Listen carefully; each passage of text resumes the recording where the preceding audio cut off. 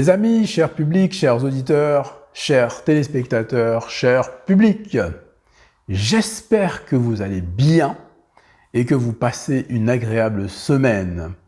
Alors, j'ai l'occasion d'intervenir dans le cadre de cette vidéo pour répondre à l'agression de Philippe Simot. Agression par vidéo que vous avez pu voir hier après-midi. À tout de suite. Allons droit au but. Ce monsieur n'a pas été particulièrement tendre avec moi et c'est un peu logique puisque je rappelle le contexte de toutes ces affaires. Je suis président d'une association qui s'appelle Notre Bureau, dont l'objectif est de défendre le consommateur, les particuliers, et nous sommes sensibles en particulier aux personnes de la communauté. Donc nous défendons la communauté. Et nous avons des membres de l'association qui se sont estimés floués par la formation que propose Philippe Simot. Et dans ce cadre-là, je suis intervenu pour défendre les membres, les adhérents de notre bureau. Il y a eu beaucoup d'histoires, on en a parlé sur la chaîne, vous avez des tonnes de vidéos qui relatent de toutes ces affaires-là. Donc j'ai défendu les adhérents de notre bureau. Comme des personnes comme M. Simot n'ont pas l'habitude peut-être d'être contredits de manière méthodique, eh ben ça suscite sans doute des frustrations. Et cela explique pourquoi, à un moment donné, sur sa chaîne, il m'a donc diffamé. Et donc, face à cette diffamation, j'ai donc répliqué d'une manière très simple, en saisissant la justice. La justice. La justice. Il est clair que Philippe Simot et moi n'avons pas les mêmes valeurs. En effet, je considère que le business doit comporter une éthique sans faille. Et je considère que nous n'avons pas le droit, nous, de la communauté noire en l'occurrence, nous n'avons absolument pas le droit de faire des erreurs. Nous n'avons pas le droit de proposer des services qui seraient inadéquats à nos membres, aux membres de notre communauté. Je pense aussi qu'il faut faire attention, on ne doit pas promettre tout et n'importe quoi. Donc jusqu'à présent, moi, j'ai toujours attaqué les méthodes de Philippe Simot. Les méthodes. J'ai toujours défendu les personnes qui se sont plaintes. Nous avons introduit des actions en justice pour ce que moi j'appelle la tromperie astucieuse, qui est en réalité le délit de tromperie. Donc, Philippe Simot est poursuivi pour délit de tromperie. Voilà, c'est tout. En fait, dans le cadre de cette vidéo, je vais vous parler des faits, uniquement des faits. Et c'est tout. Voilà. Alors, les affaires sont en cours, donc je tiens à le repréciser dans le cadre de cette vidéo. Les membres de l'association ont des griefs à l'endroit de Philippe Simot. Et donc, comme le temps juridique n'est pas le temps médiatique, ce sont des affaires qui prennent énormément de temps. Et donc, nous travaillons constamment là-dessus.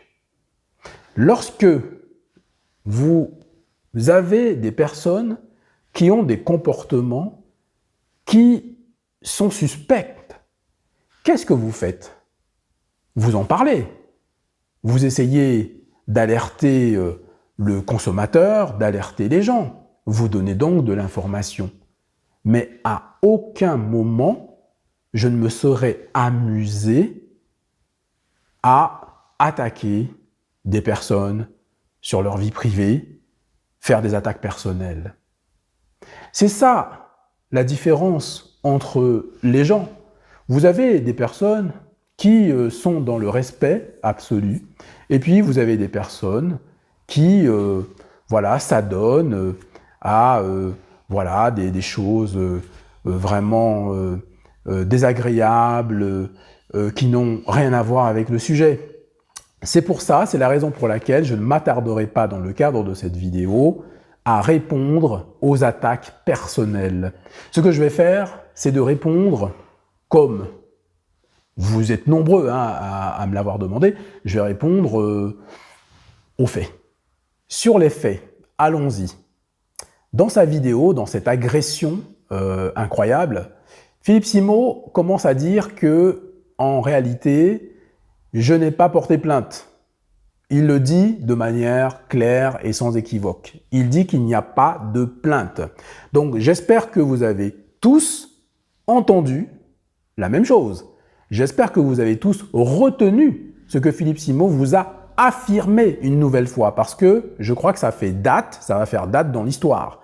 Il vous dit, texto, qu'il n'y a pas de plainte contre lui.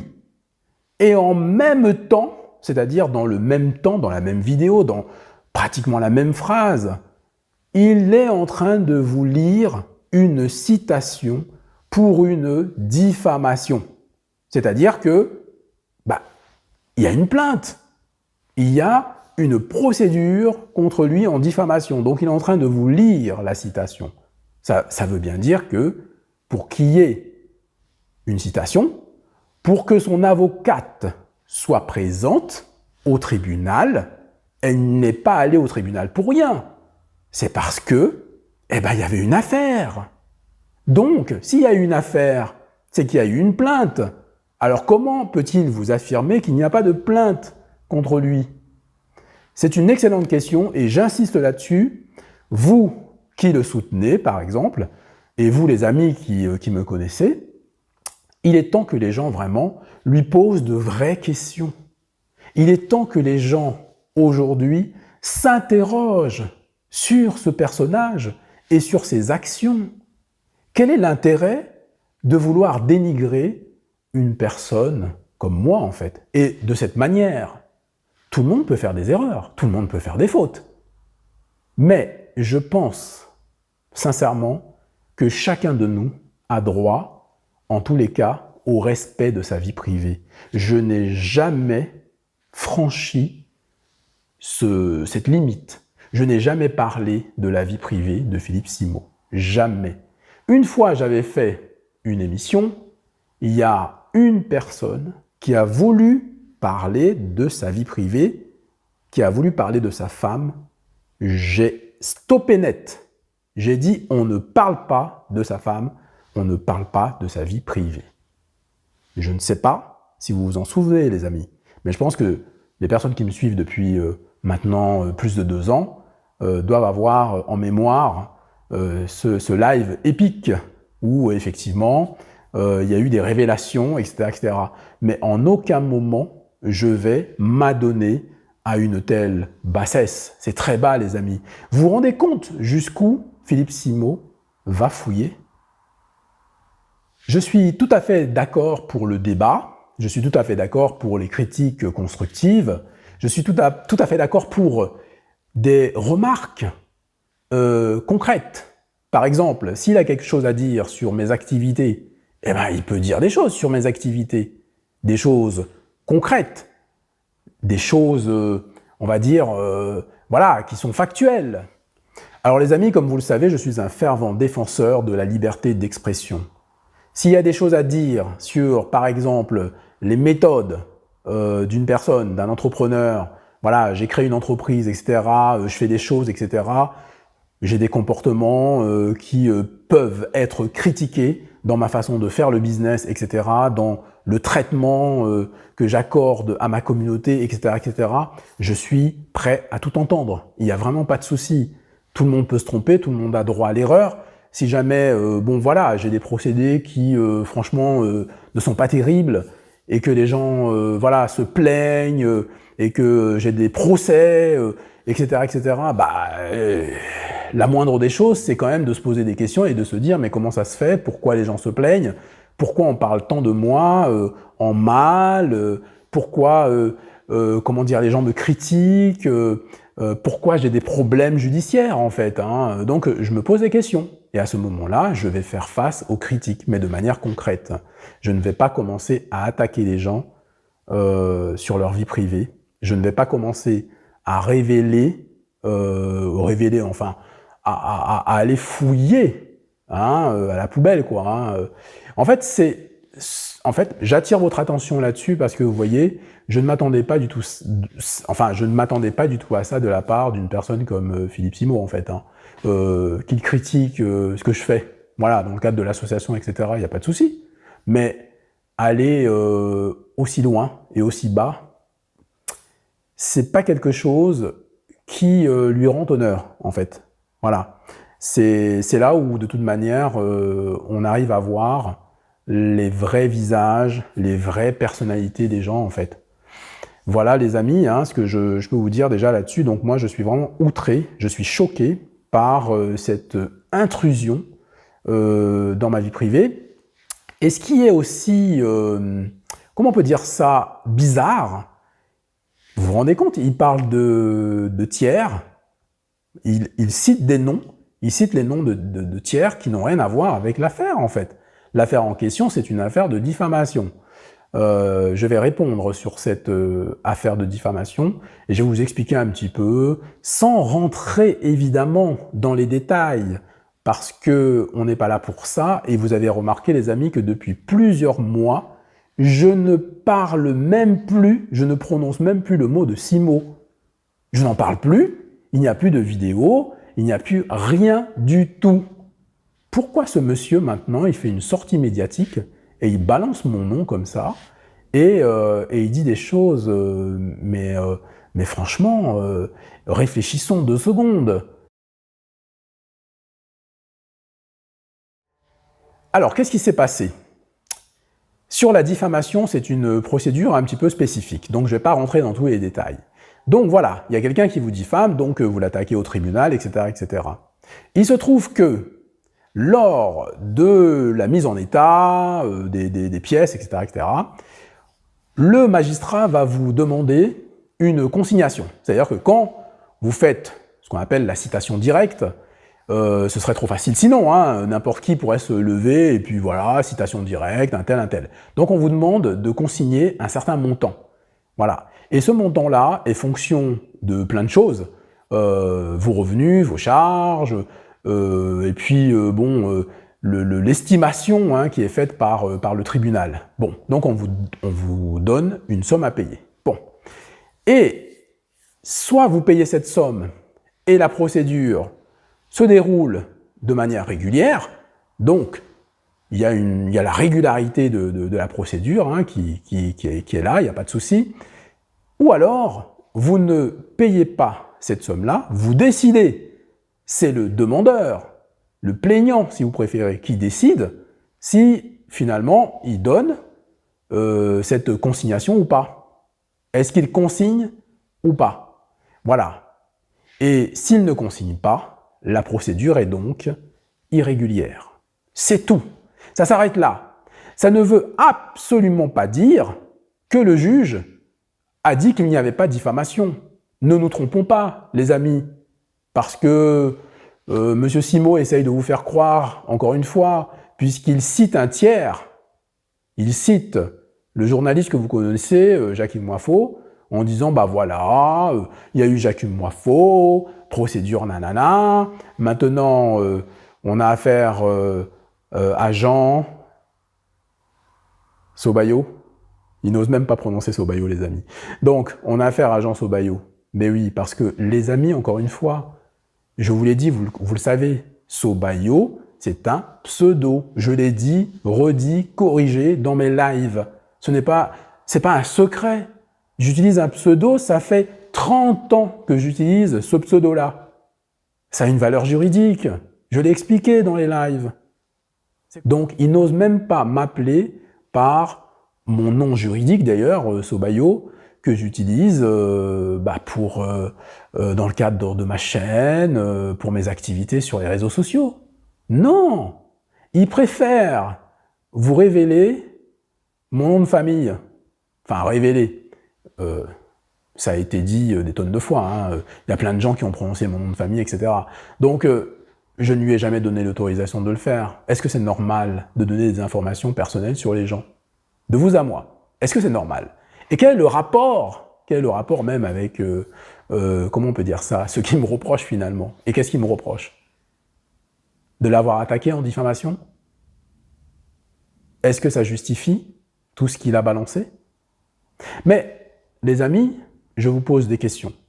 En fait, dans cette affaire, il faut se poser des bonnes questions. Comment se fait-il qu'un grand monsieur, un grand millionnaire, milliardaire même en francs CFA, comment se fait-il que cet homme-là, qui a donc des Tesla, la Range Rover Velar, qui a apparemment des villas au pays, voilà, bah, moi je ne sais pas, hein, ce sont ses vidéos. Hein. Alors comment se fait-il que ce monsieur qui pèse en plus, qui a plus de 600 000 abonnés, il va même arriver à 700, 800, peut-être même 1 million d'abonnés. Pourquoi ce monsieur s'intéresse à une personne qu'il qualifie de têtard, qui n'a que 5000 abonnés? Comment ça se fait? Pourquoi prendre autant de temps, autant d'énergie par rapport à, selon ses mots, un têtard? Ce qui me surprend un petit peu dans sa vidéo, dans cette agression, c'est qu'il va se concentrer sur le dénigrement, en fait. Il ne va pas vraiment vous parler d'autre chose. Il va insister sur le fait qu'en réalité, je n'ai pas les moyens de payer la consignation. Vous voyez, les amis? Alors, moi, je ne répondrai pas. D'accord? Je ne répondrai pas du tout là-dessus, parce que je vous ai expliqué, hein, la procédure, sans rentrer dans les détails, c'est le demandeur qui décide de payer ou pas la consignation. J'ai lu les commentaires en dessous de la vidéo de Philippe Simot. Je lis les commentaires des gens et franchement, il y a des commentaires qui sont hallucinants.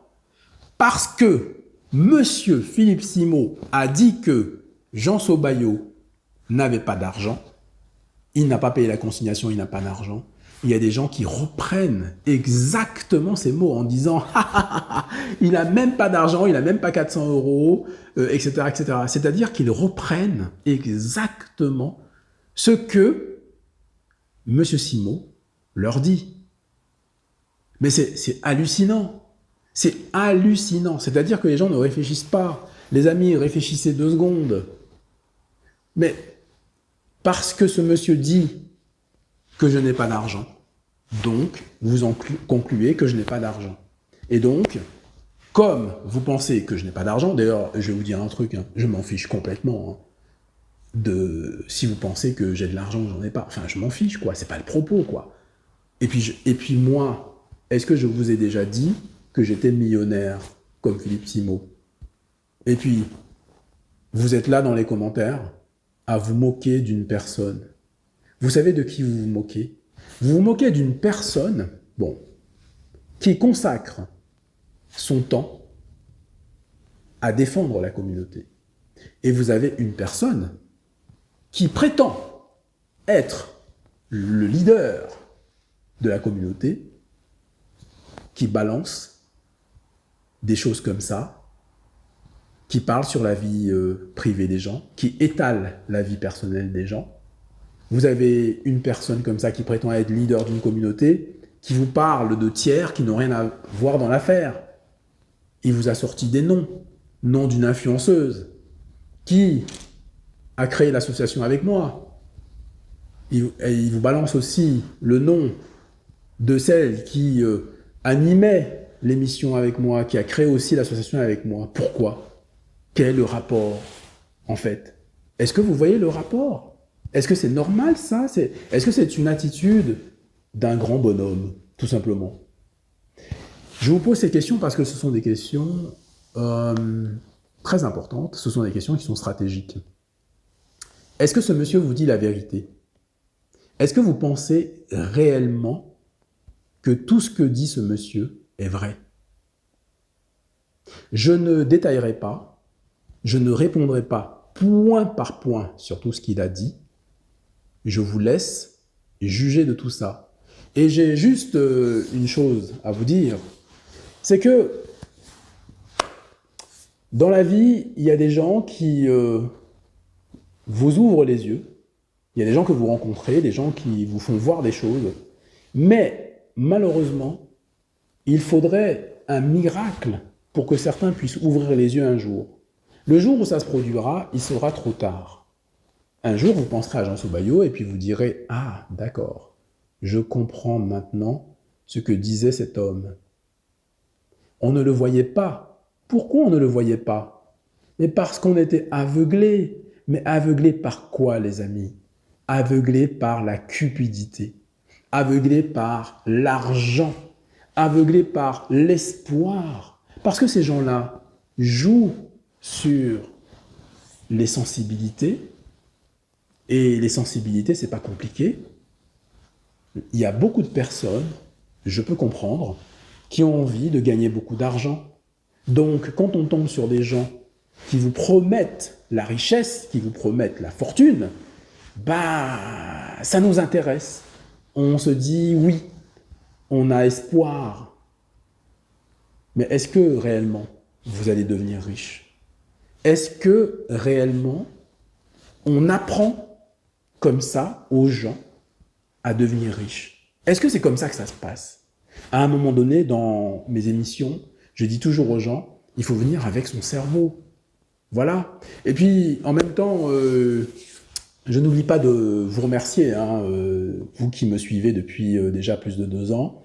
Vraiment, votre fidélité me va droit au cœur parce que je suis attaqué, évidemment, de partout. Tout le monde m'attaque parce que je fais des choses qui ne les arrangent pas du tout. Vous voyez, beaucoup de ces personnes sont des individualistes. Je l'ai déjà dit ici. C'est juste pour leur pomme. Ils n'en ont rien à faire de vous. Moi, je vous propose un partage équilibré. Je vous propose du collectif. Je vous propose un bien commun. Voilà. Donc, c'est pour ça que je vous parlais de valeurs. Nous n'avons pas les mêmes valeurs. Et je n'arrange absolument pas ces gens-là. Alors les amis, il y a des choses qui arrivent, hein, parce qu'on ne va pas se laisser distraire par les états d'âme de Philippe Simot, hein, mais alors pas du tout. Hein. Donc cette semaine, j'avais prévu une vidéo, et je vais voir si je peux la faire, parce que j'ai du travail. Hein. Et en tout cas, samedi, lors du live, ça va être chaud. Je vous invite à venir samedi lors du live, je répondrai à quelques questions, mais en fait, l'objectif du live, ça va vraiment être d'avancer, déjà les amis, sur des projets, mais vous allez voir, hein, vous allez voir ce que vous allez voir lors du prochain live. Voilà les amis, je vous remercie d'avoir suivi cette émission qui s'achève. Je vous souhaite à tous et à toutes une bonne semaine, et puis je vous dis à samedi pour un live d'anthologie. Merci de votre fidélité.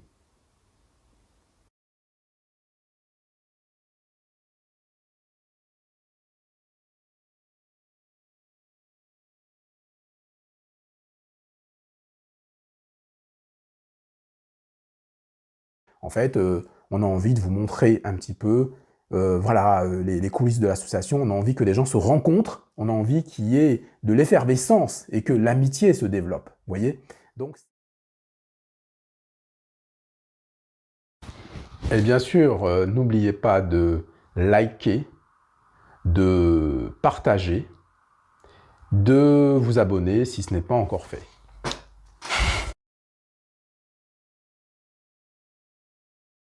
Voilà, je suis un corrompu. Voilà, j'ai été corrompu par l'IEP Limal.